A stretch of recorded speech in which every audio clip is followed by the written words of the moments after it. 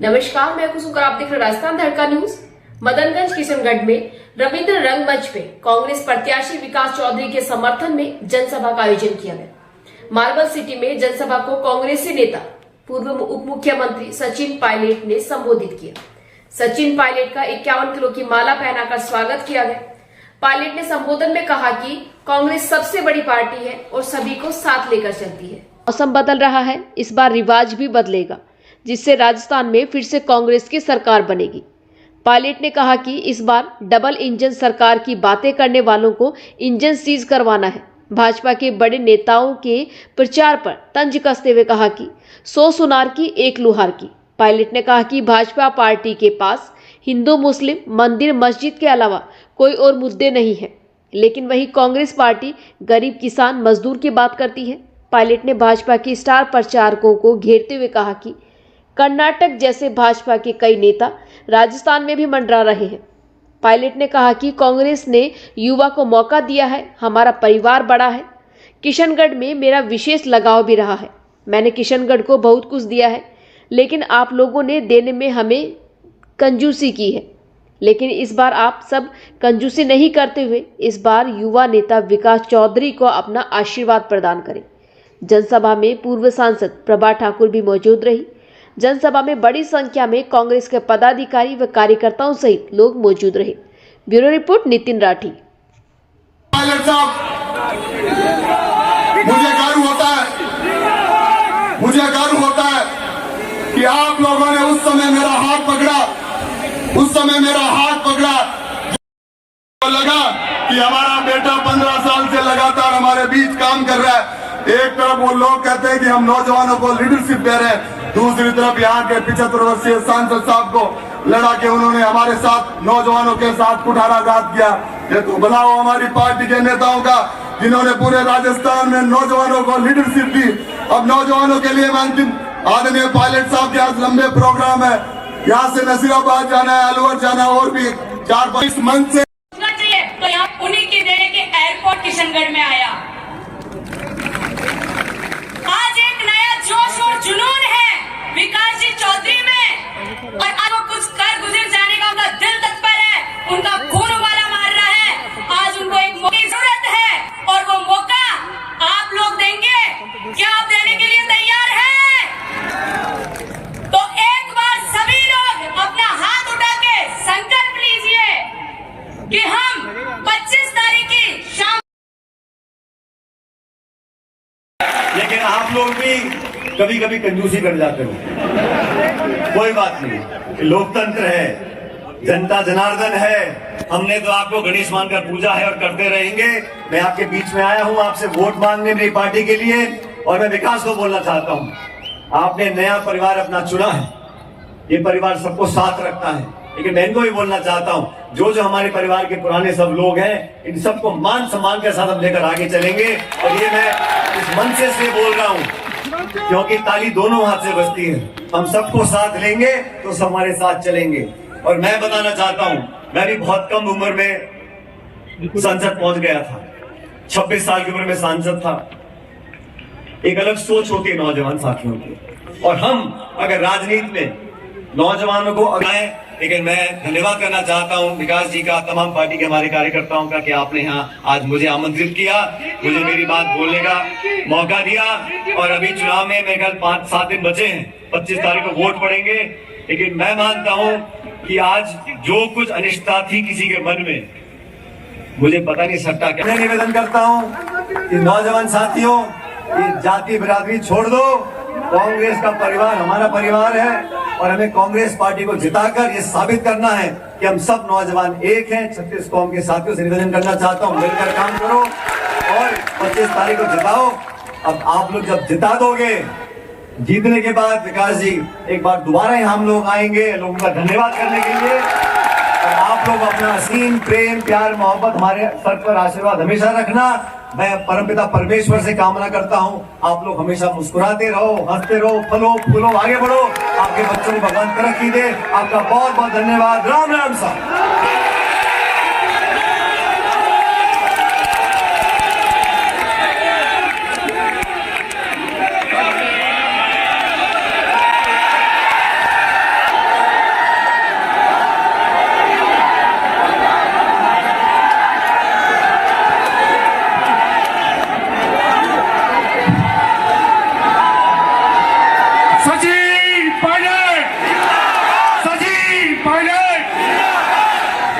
अमर रहे, अमर रहे। राजेश जी पायलट अमर रहे। विकास चौधरी, सचिन पायलट, कांग्रेस पार्टी।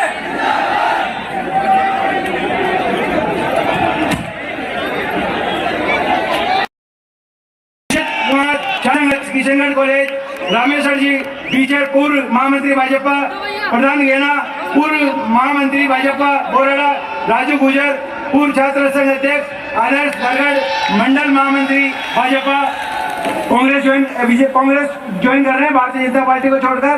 आप सभी का दुपट्टा पहनाकर पायलट साहब द्वारा स्वागत अभिनंदन किया जा रहा है। आगे की कार्य की व्यवस्था के कारण मैं आवाज दे रहा हूँ, सचिन पायलट, सचिन पायलट, सचिन पायलट, सचिन पायलट, सचिन पायलट, सचिन पायलट, सचिन पायलट। किशनगढ़ विधानसभा क्षेत्र से कांग्रेस पार्टी के प्रत्याशी विकास चौधरी जी, हमारे पूर्व सांसद बाबा ठाकुर जी, मंच पर उपस्थित सभी पार्टी के पदाधिकारीगण, पूर्व चेयरमैनगण, पार्षदगण, पंचायत समिति के सदस्य, जिला परिषद, सरपंच, कांग्रेस के यूथ कांग्रेस के सभी पदाधिकारीगण और इस सभा में मौजूद मेरे किसान भाइयों, नौजवान दोस्तों, माताओं, बहनों, प्यारे बच्चों, आज मुझे बहुत खुशी हुई किशनगढ़ में आज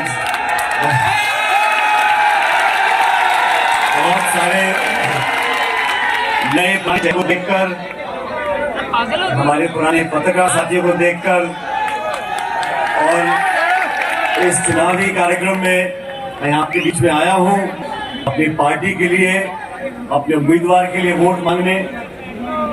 आप सब बड़े समझदार लोग हो और किशनगढ़ वो इलाका है जो ऐतिहासिक इलाका है। यहाँ के नौजवानों की ऊर्जा की कोई तुलना नहीं कर सकता, यहाँ के नौजवानों की सोच की कोई कल्पना नहीं कर सकता। आज 25 तारीख को आप सब लोगों को निर्णय करना है कि आने वाले 5 साल तक इस प्रदेश की क्या दिशा और क्या दशा होगी। आपको निर्णय करना है कि 5 साल का हमारा भविष्य किन लोगों के हाथ में हम देना चाहते हैं। उससे पहले विकास अपनी बात रख रहे थे और मैं सुन रहा था, इस देश में 10 साल से केंद्र में जो सरकार बीजेपी की है, उन्होंने देशवासियों को क्या क्या वरदान दिए। उन्होंने हमारे किसानों के खिलाफ 3 काले कानून बनाए। 2 साल तक हजारों लाखों किसान दिल्ली की राजधानी में धरना देते रहे, सैकड़ों किसानों की मौत हो गई, तब जाके काले कानून वापस लिए। बीजेपी के साथियों से पूछना चाहता हूं, आप राजस्थान में शासन करने की मांग करते हैं, आपके पिछले कार्यकाल में आपने क्या क्या किया जनता को दिखाओ। और 10 साल से आपकी जो सरकार दिल्ली में बैठी है, आपने महंगाई का क्या हाल किया। पेट्रोल डीजल देसी घी से महंगा हो गया, गैस का सिलेंडर 1100-1200 रुपए का बिक रहा है। अमीर गरीब की खाई लगातार बढ़ती जा रही है। इस देश में जो हवाई अड्डे थे, रेलवे था, बंदरगाह थे, खान की कोयले की खदानें थी, बिजली घर था, सब औने पौने दाम में 2-5 लोगों को बेच दिया। और बीजेपी की सरकार बोलती है कि हम देश के 80 करोड़ लोगों को सस्ता खाना देंगे। वो रेवड़ी नहीं है। और हम लोग बोले हम गरीब जनता को पेंशन देना चाहते हैं, छात्रवृत्ति देना चाहते हैं, तो कहते हैं अब रेवड़ी बांट रहे हो। जनता का पैसा अगर हमारी माताओं बहनों की जेब में जाता है, अगर वृद्ध आयु में किसी बुजुर्ग को हम 1000-1500 रुपए पेंशन देते हैं, तो बीजेपी को बहुत खटकता है। कोई गिला शिकवा नहीं होता, लेकिन गरीब आदमी के, किसान के हाथ में 2 रुपए देने में उनकी आंखें लाल हो जाती हैं। मैं तो साथियों आपसे निवेदन करने आया हूं, राजस्थान में इस बार जैसे मौसम बदल रहा है, ऐसे रिवाज बदलेगा। 30 साल की जो परिपाटी चलती आ रही है वो टूटेगी और दोबारा कांग्रेस पार्टी की सरकार राजस्थान में बनने जा रही है। मैं मध्य प्रदेश होके आया, छत्तीसगढ़, तेलंगाना, सभी राज्यों में कांग्रेस की हवा है। और भाजपा को बताना चाहता हूं, कर्नाटक में आपने खूब प्रचार किया, जो मंत्री यहाँ मंडरा रहे हैं सारे, वो कर्नाटक में भी गए थे और कर्नाटक में कांग्रेस पार्टी जीती। हिमाचल प्रदेश में डबल इंजन करते थे, वो हिमाचल प्रदेश में एक इंजन सीज हो गया, कर्नाटक में इंजन सीज हो गया। आप 25 तारीख को हाथ का बटन दबा दो, हम दिल्ली वाला भी सीज करा दें अपने साथ। देश में बदलाव हो रहा है, जनता बदलाव चाहती है, ऊब चुकी है उन घिसे पिटे भाषणों से। कांग्रेस वाले हम लोग बोलते हैं नौजवानों को ताकत देंगे, किसान को मजबूत करेंगे, मतलब नहीं है। इसलिए आपको दोनों पार्टियों को आकलन करना पड़ेगा। और एक बात और मेरी कान खोल के सुन लो, ये राजस्थान है, यहाँ मुख्य मुकाबला दो ही पार्टियों का होता है, बीजेपी और कांग्रेस। आपको तुलना करनी पड़ेगी दोनों पार्टियों के बीच में। और मुझे खुशी है हमारे बीच में हमारी पार्टी ने निर्णय लिया, एक नौजवान को मौका दिया है। और ये नौजवान जब संकट का समय आया तो थोड़ा घबरा रहा था,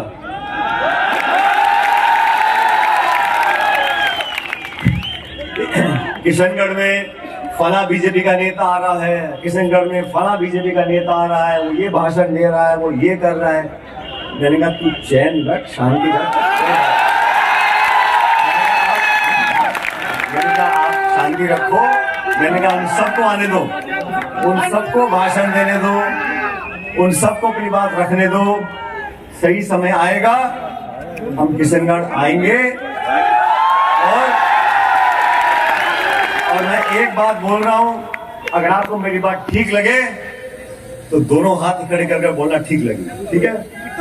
भाजपा के नेता आए, भाषण दिए, चले गए, एक आए, दो आए, तीन आए, चार आए। मैंने कहा कितने भी आओ, 100 सुनार की और 1 लोहार की। और मैंने कहा था कार्यकर्ता से आज हमारे साथ है पूर्व सांसद प्रभा ठाकुर। हम उनसे जानना चाहेंगे कि यहाँ कांग्रेस सचिन पायलट जो आया है उसके बाद यहाँ क्या रहना है पब्लिक का उस हिसाब से। मुझे लगता है कि सचिन जी के आने के बाद और जीत की गारंटी पक्की हो गई है। जिस तरह आज यहाँ नौजवानों का हुजूम था जो सचिन जी को सुनने के लिए आया था, और शहर के गाँव के सब क्षेत्र के लोग थे, और आपने देखा होगा आज हज़ारों की तादाद में यहाँ शहर और ग्रामीण दोनों क्षेत्रों के भारी संख्या में नौजवान उपस्थित थे, किसान उपस्थित थे और माताएं बहनें भी थी। यहाँ 2 बड़ी सभाएं किशनगढ़ में अशोक गहलोत और सचिन पायलट ने की है, इसका प्रभाव और उसके लिए जो भाजपा छोड़कर विकास चौधरी इसमें आए हैं उसको आप किस तरह से देखते हैं? देखिए, कुछ नेता भाजपा से कांग्रेस में आए हैं, कुछ नेता कांग्रेस छोड़ के भाजपा में भी गए हैं, आप जानते हैं सब।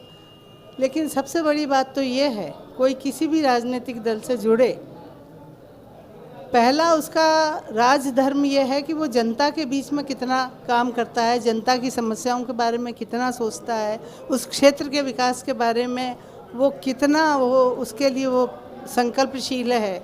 और इस किशनगढ़ क्षेत्र की जनता में पिछली बार विधानसभा का चुनाव हारने के बाद भी जिस तरह से ये सक्रिय रहे हैं हमारे विकास जी, तो मुझे पूरी उम्मीद है जैसी इनकी लोकप्रियता है युवाओं में भी, बुज़ुर्गों में भी, और शहर में भी, गांव में भी, 36 कौमों में, उसे देखते हुए मुझे पूरी उम्मीद है कि कांग्रेस के किए हुए जो काम हैं उन सब विकास कार्यों का जो श्रेय यहाँ निर्दलीय विधायक महोदय ले रहे हैं, जो कि दरअसल कांग्रेस सरकार द्वारा किए गए हैं, और विकास चौधरी जी के आने से ये विकास कार्य और चौगुने होंगे, ये मुझे विश्वास है।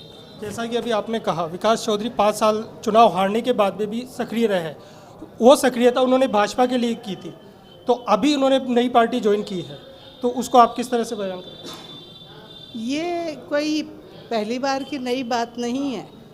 कांग्रेस पार्टी ने उनका स्वागत किया है, उनकी योग्यता को पहचाना है, और यहाँ के जनता की मांग को देखते हुए और उनको अपने साथ जोड़ा है। तो आज वो भी सच्चे मन से जुड़े हैं।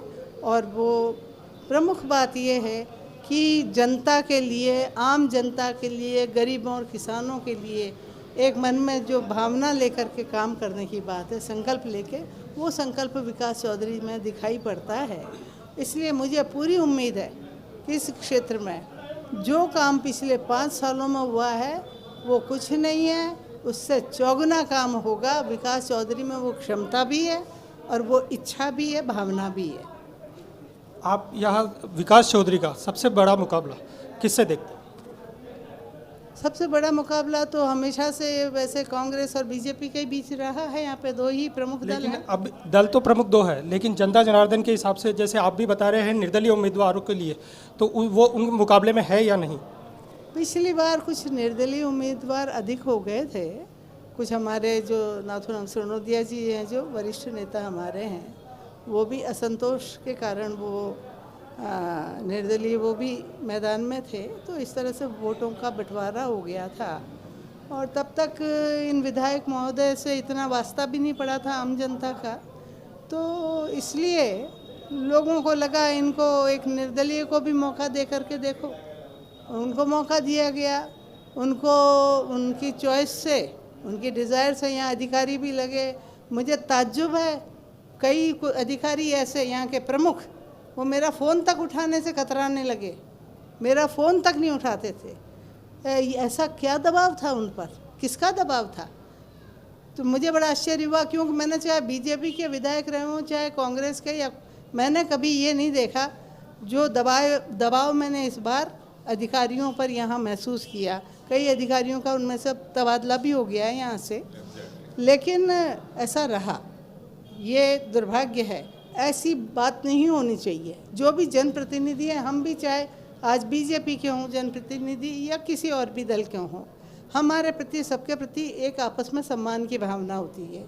और अगर कोई भी जनप्रतिनिधि अपने कोई जनता के हित में या कोई वाजिब बात और वाजिब काम लेके जाए, तो ये जनप्रतिनिधियों का भी फ़र्ज़ है और अधिकारियों का भी कि वो उस पर ध्यान दें, उस पर गौर करें, विचार करें। लेकिन ये स्थिति मैंने देखी, यहाँ मेरा तक फ़ोन नहीं उठा रहे। खुद एमएलए साहब, मैंने तो उनसे कहा, मुझे बड़ा अफसोस से कहना पड़ता है, एक बार नहीं 3-4 बार। मेरी इच्छा ये थी कि वो जाएं और हम भी साथ जाएं, और ये छोटी छोटी जगह को ज़िला घोषित किया जा रहा है तो किशनगढ़ को भी ज़िले का दर्जा मिले, ये मेरी इच्छा थी। तो मैंने इस भावना से फ़ोन भी किए, उठाया भी नहीं। तो अब जब, क्योंकि शायद उन्हें ये लगा होगा कि वो निर्दलीय हैं, उनका किसी दल से क्या लेना देना है, पर उन्होंने ये विचार नहीं किया कि कोई चाहे किसी भी दल का हो, आखिर उसका जनता से लेना देना तो है, क्षेत्र से तो है। तो हर एक की उसका मान सम्मान एक होता है। दूसरा, एक बहुत बड़ी जो बात मैंने आज मंच से भी कही है कि किशनगढ़ में ये ड्रग माफिया वाली नई बीमारी कहाँ से आई, ये मैं जो सुन रही हूँ, ये बड़ी ख़तरनाक बात है। तो ये पिछले 5 वर्षों में ही पनपी है। इससे पहले किशनगढ़ में कभी हमने किसी के भी, कोई भी विधायक रहा हो, सांसद रहा हो, मैंने इस बीमारी के बारे में नहीं सुना। जो ये बीमारी तो पंजाब में बहुत फैली पनपी थी, ये वहाँ से सीधे यहाँ किशनगढ़ कैसे आई? ड्रग के लिए आप जो बता रहे हैं, तो इसके लिए कहीं ना कहीं विधायक के साथ क्या कानून व्यवस्था भी जिम्मेदार रहेगी? देखिए, मुझे पता नहीं कि असली वास्तविकता क्या है, लेकिन ये जनप्रतिनिधि होने के नाते विधायक का दायित्व है कि वो अधिकारियों को हिदायत दे।